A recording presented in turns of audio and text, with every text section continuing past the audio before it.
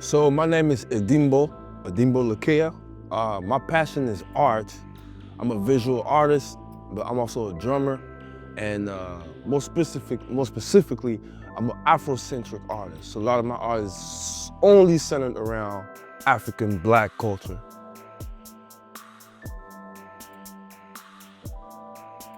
So I was told about the Liberated Village through Michaela and Imani, who are also some of the board members, and they told me about this event that they had.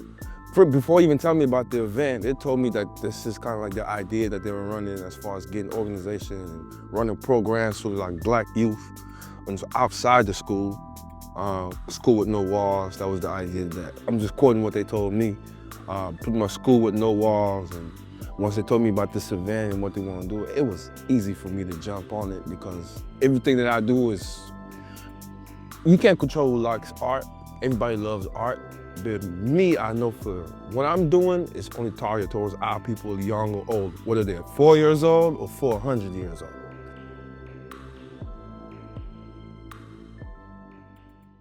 Yeah, because I work at a school. I work at John Muir Elementary School. It's right not too far from Franklin High School, if y'all know where that's at.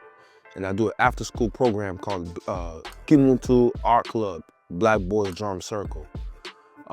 And it's a good program. I've been doing it for about 3 years now. So I get only Black kids, whether they're African American, Africans from the continent, Afro-Latino. I even got some Jamaican kids in there. Pretty much gathered young boys from the 3rd to 5th graders and pretty much create music using the drums, kind of teach them a little surface level history about the drums and the history of musicality. But in the school is a different dynamic because the students have to be on campus. Sometimes the parents might force them to want to be in the club because either one of the siblings is playing sports and the other one has nothing to do. So that's the dynamic, but to have it outside the school is different because now it's a choice.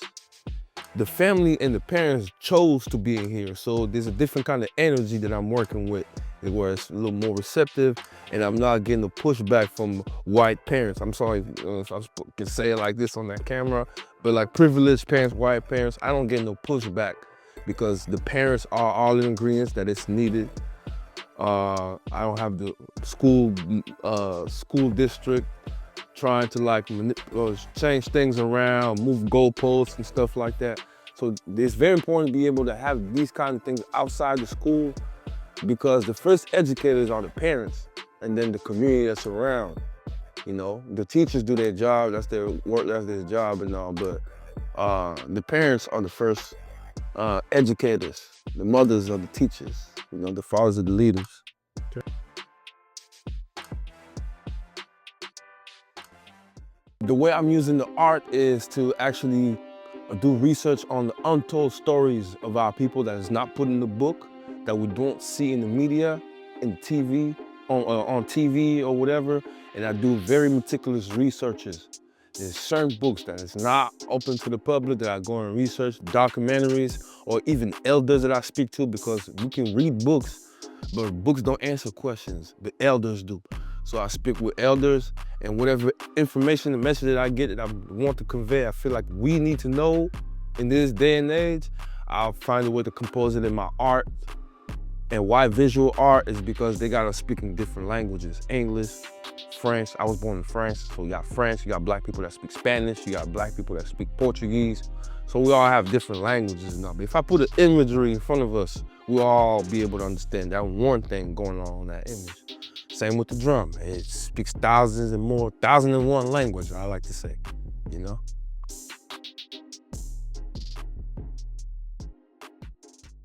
They're important for multiple reasons. I'm gonna be here all week if I list all the reasons, but it's a lot of good reasons. For one, the fellowship, to have the family dynamic brought back because there's a lot of difficulty, you know, with the Black families and the dynamics and all. So it's kind of like a way to like reconstruct that. The fellowship, the information, and also to have that cultural, again, that cultural shield around us, as opposed to an individual, to have, we're all in agreement as far as which frequency we'll operate under, whether it's parents, children, or the scholars. Another importance is that joy, being able to express our genes without it being suppressed, because people feel maybe threatened by our intelligence, threatened by our ingenuity.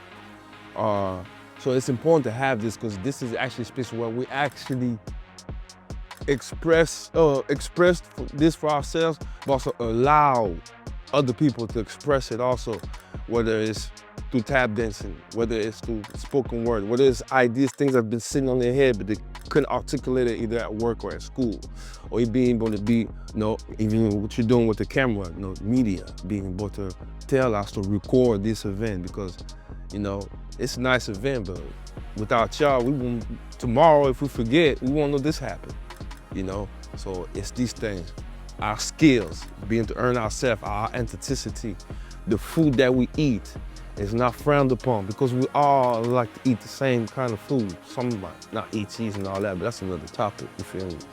But stuff like that, there's multiple reasons. The elder gap between the young and the old.